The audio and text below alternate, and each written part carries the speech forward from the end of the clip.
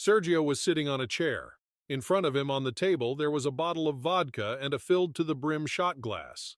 The man took a deep breath and quickly downed the shot. He nibbled on an apple and then refilled the glass, once again emptying it while biting into the red fruit. At that moment he dreamt of one thing, to forget everything that troubled him. But he couldn't achieve that. Instead, a picture of his entire life formed in his thoughts, and he surrendered to those memories. The man was a ward of an orphanage. He couldn't remember his parents as he ended up in the institution when he was very young. His mother had rejected him at the maternity hospital. In the orphanage, Sergio fell in love for the first time in fourth grade with a classmate named Jessica. The girl welcomed his advances and liked that he stood up for her when other classmates pulled her pigtails. Several years passed. Sergio and Jessica moved on to the 10th grade. They were always together. The staff of the orphanage had long believed that this pair was destined to be together. Meanwhile, Sergio and Jessica made plans for the future. The girl said to her chosen one, "We need to get into a higher education institution. Once we leave the shelter, no one will help us. We'll be on our own." "But I can't afford higher education. You're the one doing my homework for me. You're a good student, but I'm not. I'm talking about legalizing our relationship first and no children for now. Agreed? You're so cunning. If you don't agree, I won't marry you." "Fine, I agree. No children for now." The day came when they left the orphanage building. The government provided each of them with a one-bedroom apartment on the outskirts of the city. This fact didn't bother the young couple. They immediately decided to live in one apartment and rent out the other. Sergio enrolled in a technical college to become an auto mechanic, while his chosen one entered university with the dream of becoming a math teacher. The couple legalized their relationship and became a small, close-knit family. Money was naturally tight, as both received small stipends, and the income from the second apartment they rented out was not significant.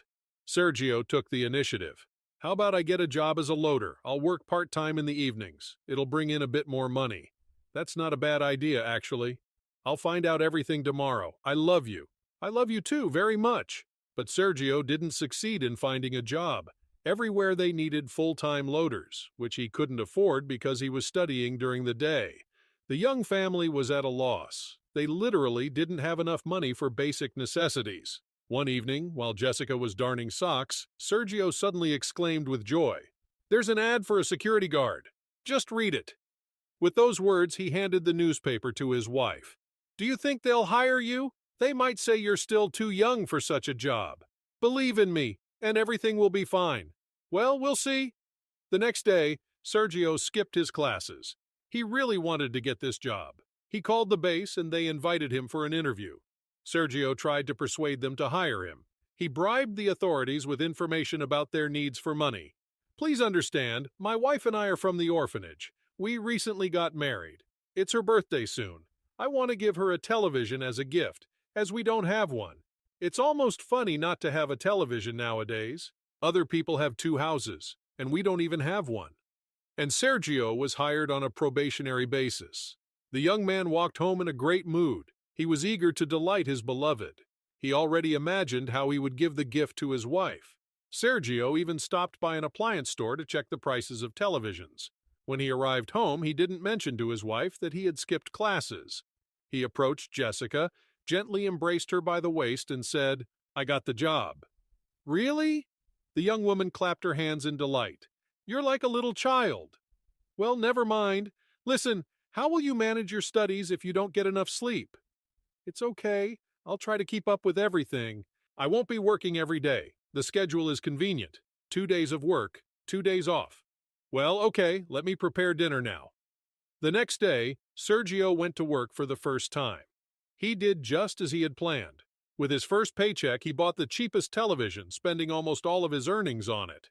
The financial situation of the young couple improved slightly. Time passed. Sergio completed his education and started working at an automobile service station in his field. He quit his job as a security guard. Jessica continued her studies, eagerly awaiting her husband when she returned from university. It was customary in their family to share what happened during the day with each other. Years flew by unnoticed. Jessica also graduated from university and immediately found a job. She was eager to teach children. Sergio noticed that his wife enjoyed going to work, but he decided to remind her of their old agreement. Remember, my love, you told me that we wouldn't plan for children during your studies? But now the time has come. It's time for a child's voice to fill our family. Sergio, wait a bit, let's settle down and earn some money first. How do you plan to feed the baby? Well, you'll have your own milk. But sometimes it doesn't work out. All right, let's wait. Just a little longer. Exactly 1 year after that conversation, Jessica gave birth to a girl, whom they named the beautiful name Tiffany. The young parents couldn't be happier. The child's father said to his wife, "We chose a very beautiful name for our girl. I like it too. She will definitely participate in dancing or some other extracurricular activity." "Why dancing? Let her take karate." "But she's a girl. Karate is for boys." "Then the next one in line in our family will be a boy." "Let our daughter grow up first," Jessica laughed happily. Time flew by when Jessica took care of the baby. It wouldn't be accurate to say that everything went smoothly. There were times when their daughter fell ill, and tantrums ensued. The child cried. Sergio endured sleepless nights and went to work in the morning with red, sleep-deprived eyes. Soon their daughter reached the age of 3, and the parents immediately decided that she needed to interact with peers. They enrolled their little girl in a daycare center. Jessica returned to work. About a year later, in order to improve the family's financial situation, Jessica started working as a tutor on the side. Initially, Sergio was against it. "You'll be going who knows where, and I'll worry about you at home." "Don't worry, all the lessons will take place at our home. When a student comes, you and Tiffany can spend an hour in the kitchen." "Well, if that's the case, then I agree." "Wonderful! I love you." To keep up with his spouse in terms of earning money, Sergio also started working on the side in addition to his main job. He repaired cars outside of the service station. Together, in a harmonious tandem, they managed to restore the family's financial balance. When Tiffany turned 5, the family decided that it was time to merge 2 apartments together. Therefore, they posted an advertisement stating their desire to exchange 2 one-bedroom apartments for a 2-bedroom apartment. In due course, they moved into what seemed to be luxurious new apartments at the time. Sergio once again brought up the topic of having a second child. He dreamed of having a son. "Honey, the time has come. Isn't it about time we had a little brother for Tiffany? I'll think about your proposal. Let's create a miracle tonight, right now." Now Jessica laughed. She was happy. Peace reigned in the family, and there were no scandals like in other couples. When Tiffany turned 7, her parents enrolled her in a dance school where she learned Indian dances. Jessica and Sergio joyfully watched their daughter grow up and delight them with her achievements in dance and academics. Tiffany turned 9 when another child joined the family. It was once again a girl, and they named her Adelaida, an unusual name. Sergio was happy to have a daughter, although deep down he had dreamed of a son. Jessica understood that her husband was disappointed that she didn't give him a boy, so she said, "Forgive me, I didn't live up to your expectations. Another girl, but it's not my fault." "Stop it. Children are the flowers of life, regardless of their gender. Besides, we're not too old. Give it a couple of years, and you'll be pregnant again. I like how you get a little temperamental when you're pregnant." Upon hearing these words, Sergio embraced his wife. Jessica was grateful to her husband. She loved him with all her heart and knew that he loved her just as sincerely. A year after the birth of their second daughter, the couple exchanged their 2-bedroom apartment for a 3-bedroom apartment with the help of government assistance. When Adelaida turned 3, she was enrolled in daycare, and Jessica returned to work once again. The family now had the opportunity to save money. They dreamed of buying a car. 2 years later, Sergio took out a loan and, adding their accumulated savings, bought a car. Everything was going well for the family, except for one misfortune. One day, Jessica felt unwell. She managed to work through the day somehow and came home looking tired. She felt an overwhelming fatigue. She didn't even have the strength to prepare dinner, so she lay down. Sergio came home and saw his wife in this state, becoming concerned. "Are you okay?" "Yes, just feeling weak. Maybe I caught a cold. I'll have to cancel tutoring for a week, but I'll make that call tomorrow. Maybe it's not a cold, just fatigue." "You know, I don't like this. Let's measure your temperature." "No need. I just want to rest. Please prepare dinner for me." "All right, my dear." Sergio looked worriedly at his wife, gently stroked her hand, and headed to the kitchen. He glanced at the clock and shook his head. The children were running late. Just as he thought about it, the front door swung open, and 16-year-old Tiffany and 7-year-old Adelaida rushed into the apartment laughing. Sergio went to meet them and addressed them. "Girls, please be quiet. Mom is not feeling well." "What's wrong with Mom?" the older daughter asked anxiously. "I'll go to Mom," Adelaida shouted. "Don't disturb her. It's better to wash your hands and help Dad with dinner." The children obediently ran off to wash their hands. Tiffany was the first to finish the hygienic procedure and quietly sneaked into her parents' bedroom. She saw her mom lying on her back, her forehead covered in sweat. Tiffany approached her mother quietly. "Mom, what's wrong with you? Are you feeling sick?" "Oh, sweetheart, is that you? How's school? Were you at dance practice?" "Mom, you didn't answer me. I've been everywhere." "Tiffany, I'm just a little tired, feeling a bit under the weather. I'll take a nap and it will pass." "Where are Adelaida and Dad?" "They're in the kitchen preparing dinner." "Go and help them too." "Okay." With those words, the girl ran off to the kitchen. When Tiffany approached her father and younger sister, she immediately said that she didn't like her mother's condition. Sergio attentively looked at his eldest daughter and then silently headed to the bedroom. Seeing his wife in such a state, he felt pity. Sergio took a towel and wiped the sweat off his wife's face. Jessica felt the touch and opened her eyes. She smiled wearily and asked in a soft voice, "What's for dinner tonight?" "Pasta with seafood and vegetable salad. A very simple dinner. Listen, let's call an ambulance. I don't like your condition," Sergio firmly replied. "No need for an ambulance," the wife categorically responded. "Dinner will be ready soon. I'll bring it here for you." "I don't want to eat. You and the girls have dinner without me. Just let me rest. Tell the girls good night from me." Sergio kissed his wife and left the room. He understood that his wife was sick, and tomorrow he needed to convince her to see a doctor. He went to the kitchen, helped his daughters finish preparing dinner, and then they sat down at the table. He told the children that their mom was not feeling well and had gone to bed earlier, wishing everyone a good night. Jessica had a restless night's sleep. Sergio couldn't fall asleep for a long time either. He managed to fall asleep only towards morning.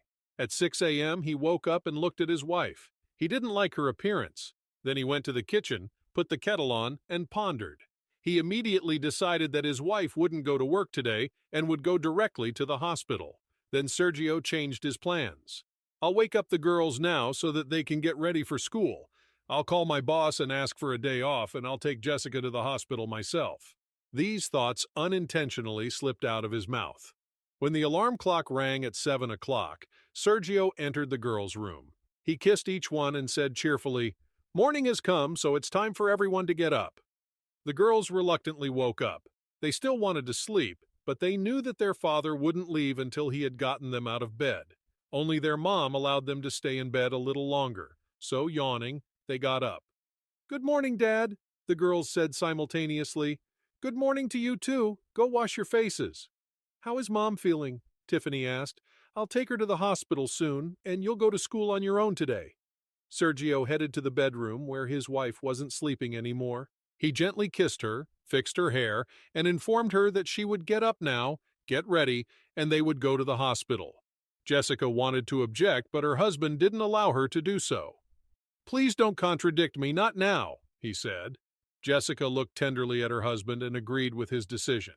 Deep down, she understood that she wasn't feeling well, and she couldn't even understand the cause of it. Within 40 minutes, the couple was driving to the hospital. Sergio obtained a ticket to see the general practitioner at the medical facility. At the appointed time, Jessica went in to see the doctor. After a while, she came out holding a stack of papers. Sergio realized that she had been asked to undergo some tests. The couple headed home. Jessica was already on sick leave, and he had called his boss in the morning and took the day off. On the way back, Sergio and his wife stopped at a store and bought a cake.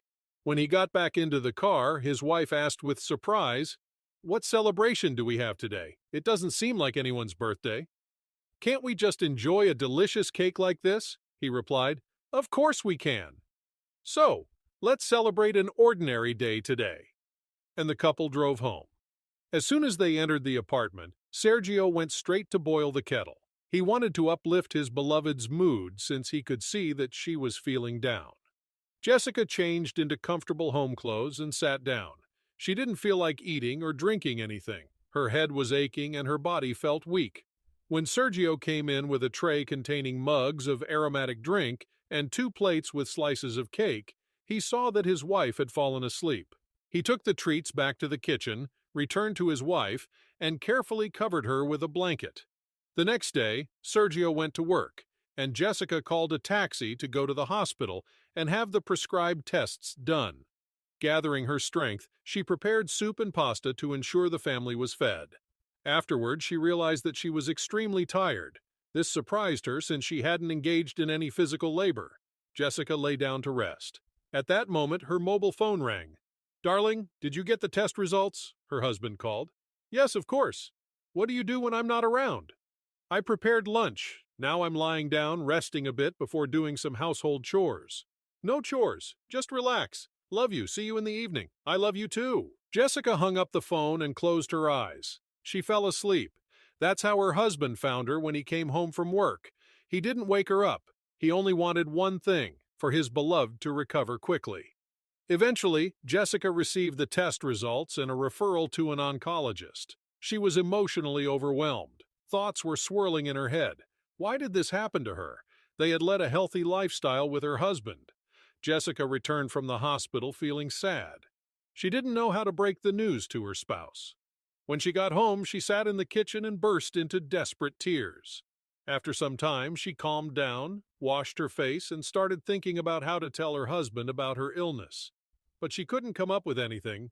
Her husband returned home and found her in the bedroom, where she was looking at the family album with photographs. Sergio stared at Jessica in confusion. "Wow, such sentimentality." "Yeah, I decided to look at the photos." "Look at me, please." Sergio knew his wife too well, and her voice sounded sorrowful. Jessica looked into the face of her beloved. "What happened? Did you cry today? Why?" "I didn't cry." "Don't deceive me. Wait, today you were supposed to pick up the test results." "What did the doctor say?" Jessica looked at her husband for a few minutes, but he insisted that she tell him everything. In a quiet voice, she recounted the story of her visit to the hospital, then pointed to her handbag, indicating that the referral was inside. Sergio hurried to retrieve the medical document. He silently read it, then looked at his wife. A lump formed in his throat. Clearing his throat, he said, "Did you schedule an appointment with the doctor?" "Yes." "Well done." When the first realization came, Sergio understood that now he needed to not talk about it, but to support his beloved. The man embraced his wife, and as he stroked her shoulders, he began to whisper tenderly, "Darling, this is not a death sentence. There are many people who suffer from this condition. Don't overthink it. You know how powerful our medicine is. Everything will be fine. You are a strong person. We've been able to overcome various situations together, and we will endure this unpleasantness as well. You know, what I say happens. Do you believe me?" "Yes, I believe you," Jessica whispered quietly in response. "Then smile and no more tears." "Sweetheart, please don't tell the girls. They don't need to know anything for now." "I won't. Besides, you'll get better soon." Sergio had only heard about this illness in passing, but he strongly believed in his own words and did not entertain negative thoughts about it. At the appointed time, Jessica appeared before an oncologist who prescribed a bunch of tests once again. She took them and received a referral for hospitalization. From that moment on, Sergio and Jessica's family life changed. Sergio was torn between work and trips to the hospital to see his wife. The household duties fell on their eldest daughter, Tiffany. She did the laundry, cooked meals, and helped her younger sister with homework. The father was grateful to his daughter and said to her, "What would I do without you?" "Dad, can I ask you something?" "Yes. Tell me what's wrong with Mom. It's serious. You don't even take us to see her, but I want to see her. I would go myself, but I don't know which hospital she's in." Sergio deliberately kept where Jessica was lying. He didn't want to traumatize the children. Moreover, he had an agreement with his wife not to tell anything to the girls. Therefore, in this situation, he didn't know how to answer Tiffany. But the girl persistently asked, "Dad, let's be honest. I'm not that little. Please tell me. I won't tell my sister." Sergio had no choice but to truthfully tell about the situation that had arisen. As he spoke, looking out the window, tears rolled down Tiffany's eyes. She didn't want to accept the reality of the situation and unexpectedly burst into tears. Sergio fell silent and pulled his eldest daughter closer to him. "We will manage, trust me. I told that to Mom, too. Are you being honest?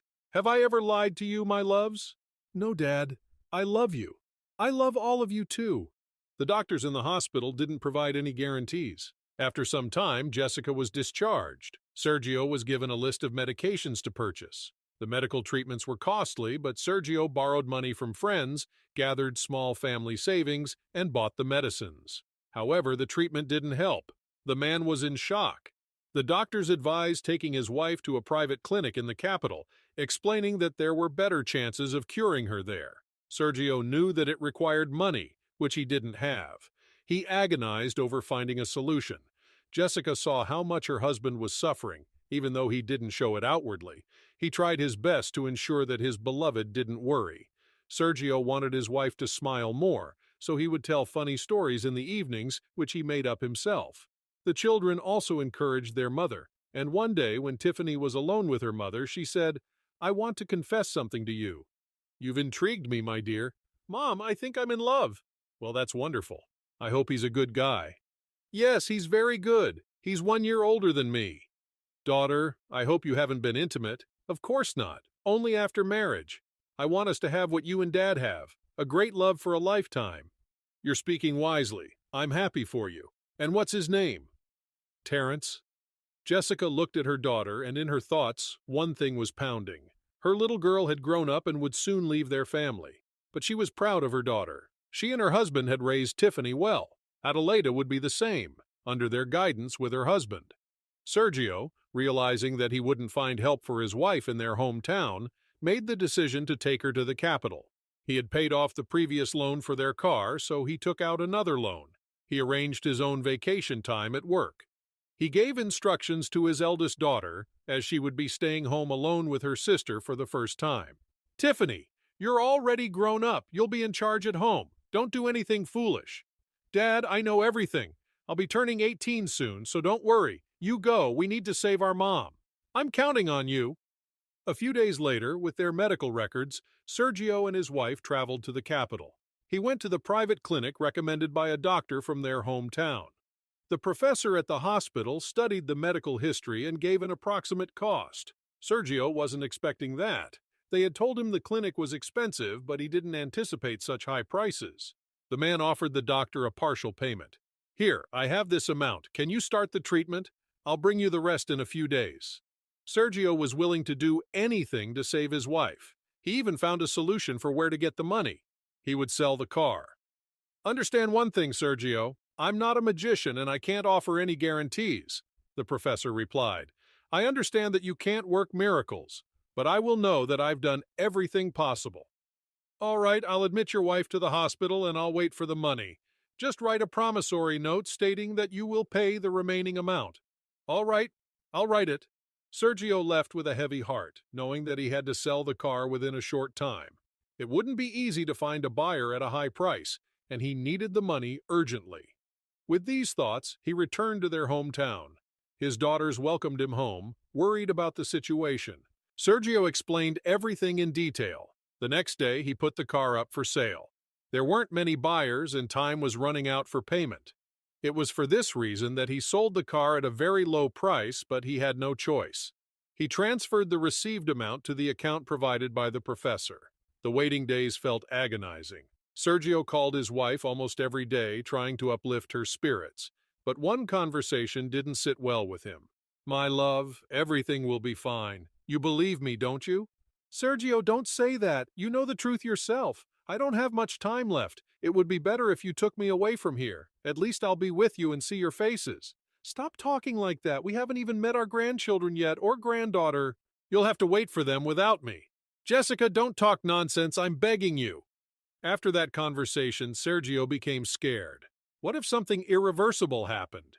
He tried to push these thoughts away, but they kept coming back. His daughter's voice distracted him from the sorrowful thoughts as she called him for dinner. 2 weeks later, they received a call from the clinic saying that Jessica could be taken home. Sergio was relieved. That meant everything was fine. However, one thought saddened him. They had no money, couldn't turn to friends, and he was already in debt. He decided to ask his boss for a small sum. Winston, there's something I need to do. I have to bring my wife back from the clinic, but you know about my situation. Can you lend me some money until payday? Of course. The boss took out some bills and counted the necessary amount. Sergio left for the capital with his wife. He had missed her so much.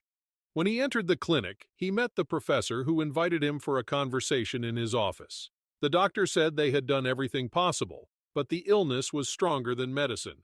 Then the doctor handed him several prescriptions, explaining that these medications would help alleviate the pain. Sergio couldn't believe what he was hearing. He quietly asked, "When? What do you mean when? How long? I'm not the Lord, I can't say." Does Jessica know about this? No. Sergio left the office. He didn't know how to look into the eyes of his beloved wife after hearing everything, but he found the strength within himself and, with a smile, proceeded to her room. He saw a greatly weakened Jessica, already dressed and waiting for him. She tried to stand up, but she didn't have the strength. She said softly, "I have become so weak within these walls." "Then we will take care of you at home until the end, my dear." Sergio lifted Jessica in his arms and left the hospital with her. They arrived home, where their daughters eagerly awaited their mother and father. They expected to see a happy couple and froze when they saw their father carrying their mother in his arms. To lighten the mood, the man exclaimed, "Where is your joy? We are all back home together." Tiffany was the first to realize. She shouted, "Hooray, Mom is back!" Meanwhile, Sergio laid Jessica down on the couch. Their daughters rushed to her, hugging and kissing her. The woman cried, longing for her girls. The man watched the reunion between the mother and children, thinking about how to tell them that they would soon be separated forever. Suddenly, Sergio heard Jessica's voice. "Girls, I'm tired." Sergio noticed that his wife was trying to hide severe pain. He asked the daughters to leave their mother, saying that she was tired from the journey and needed to rest. Tiffany understood the situation. However, Adelaida didn't want to leave her mother. She wanted to share so much about her life that her mother didn't know. The older sister called out, "Adelaida, come with me, I'll let you play on my phone." "All right, let's go." The sister followed Tiffany. The man approached his wife and stroked her hair. He pondered.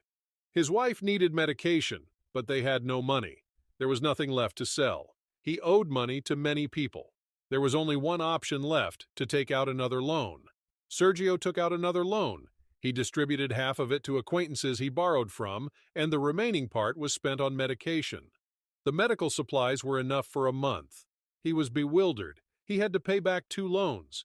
Where would he find the finances when his wife needed medication? Sergio decided to take out yet another loan. Meanwhile, Jessica was slowly fading away. The smile vanished from her face. She had no strength to speak. Even the youngest daughter understood that her mother was terminally ill. Adelaida comforted Tiffany, and she and their father asked the younger girl to cry more quietly. "Don't cry loudly, Mom will worry because of that, and she shouldn't." Those words immediately had an effect on the child. She loved her mother very much and didn't want her to worry. So the girl wiped away her tears and gradually calmed down. Jessica didn't live to see Tiffany's 18th birthday, only lasting a month. Although Sergio was prepared for the fatal outcome, the reality struck him. He couldn't hold back his tears.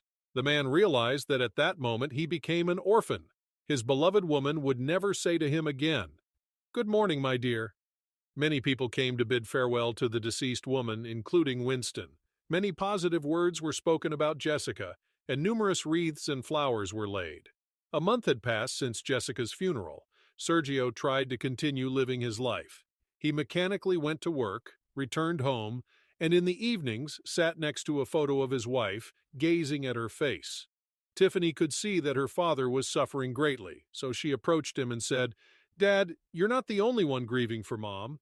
Adelaida and I are also mourning, but we have to keep living. We can't give up." "Yes, I know," the father absent-mindedly replied. "We need to do something about the debts. The electricity bill has arrived. It says that the electricity will be cut off soon if it's not paid. And look, 2 letters from the bank." "Yes, I know. Why do you keep saying the same thing?" "Daughter, I promise that tomorrow I will take care of it. Right now, I want to be alone." Tiffany shook her head and left her father alone with his thoughts. The next day, Sergio pondered how to solve the financial problem.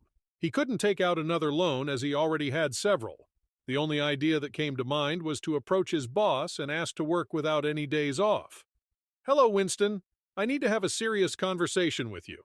Come in, have a seat. I'm listening attentively. You see, I'm going through a difficult situation in my life right now. I'm drowning in debt. They threatened to cut off the electricity due to non-payment. Can you allow me to work without any days off? The pay won't be significant, but it's still something." "All right. Work without days off. Let me give you some money to pay off all your obligations to others, and you'll owe only me, but with interest." "Are you serious?" "Yes, just write an acknowledgement of debt with witnesses." "I agree." With the money he received, Sergio paid off all his debts. Now he had only one creditor, his boss. Tiffany knew about this arrangement. She was glad about it, but at the same time saddened because her father worked without any days off. He would leave for work at 6 in the morning and return home around 8 in the evening. The girl knew that this couldn't go on for long. She even started looking for a job herself to help her father repay the debt. However, in their city it was difficult to find employment. That's when Tiffany suggested, "Dad, talk to your boss. Maybe he can hire me as a cleaner. I won't start university until next year. I can earn some money now." "All right, I'll talk to him," Sergio agreed. Sergio approached his boss with the request, and surprisingly, he quickly agreed. The next day, Tiffany started working. She had been working for 3 days already. She enjoyed going to work, and her thoughts were focused solely on helping her father in any way she could. After a week, her father informed her that their boss had a birthday, and he had contributed the amount for both of them as a gift. Then he asked, "Tomorrow at 6 in the evening there will be a celebration. Will you go?" "I'm not sure. The boss invited everyone. If you don't go, it might be seen as disrespectful, in my opinion." Tiffany agreed with her father's argument. So, at the appointed time, she sat with her father at a richly set festive table. Toasts were raised one after another in honor of the birthday celebrant. Tiffany watched the festivities, but then she decided to go to the restroom. On her way back, she unintentionally overheard a conversation between two men, one of whom was her father, and the other was his boss. "Sergio, we've known each other for a long time. I remember your daughter when she was little, and now she has become such a beauty. I can't take my eyes off her." "Yes, she takes after her mother, equally beautiful. Listen, why don't you give her to me as a gift?" "What do you mean, give her?" The man was surprised. "Well, sell her to me then, and I'll forgive your debt, and I'll give you a written acknowledgement." "Are you out of your mind to sell my own daughter?" Sergio angrily replied. In response, he heard, "Well, I would think about the offer if I were you. After all, time is passing and you have to repay the money. Otherwise, you might regret it. And you have another daughter. Think about it." Sergio hurried past Tiffany without noticing her. He rushed into the hall, searching for his daughter. Not finding her, he shouted her name. Tiffany emerged from her hiding spot. Her father spoke sternly, stating that they were leaving the celebration. The girl didn't argue with her father. She was herself bewildered by what she had heard and understood her father's feelings. When they arrived home, her father said from the doorstep, "Tiffany, you're no longer working there." "I know. You didn't even ask for the reasons. I overheard your entire conversation." "How could you hear him?" "I was coming back from the restroom and overheard a conversation where my name was mentioned. So I stopped to listen." "Well, that's for the best. There's no need for me to explain anything to you." But then Sergio heard an unprecedented speech from his own daughter. She was asking him to agree to the deal. He was bewildered. Tiffany simply explained that they couldn't easily escape the situation they were in, and their boss was an influential person. She pleaded with her father to think about their future, about her and her younger sister. Sergio angrily told her to go to bed, but Tiffany said, "Mom would agree with my decision to live peacefully, and I know she hears me from heaven, blessing my act for our sake."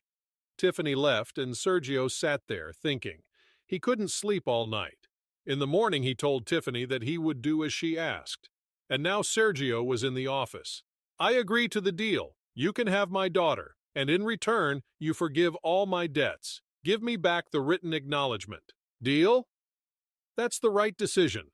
After she made a deal, Tiffany went to her boss's house for the night. She returned in the morning. Sergio, as soon as he saw his daughter's face, was shocked. She looked indifferently through him. The girl took off her coat, and her father understood everything at a glance. Tiffany's clothes were torn. The daughter had not experienced sweet embraces and tender kisses that night. Her innocence had been trampled on in a boorish way. She softly muttered, "Daddy, be quiet, here is the acknowledgement," and went into the bathroom. And now Sergio was sitting at the table drinking vodka to ward off all thoughts. He didn't know how he was going to live his life. After all, he himself had sold his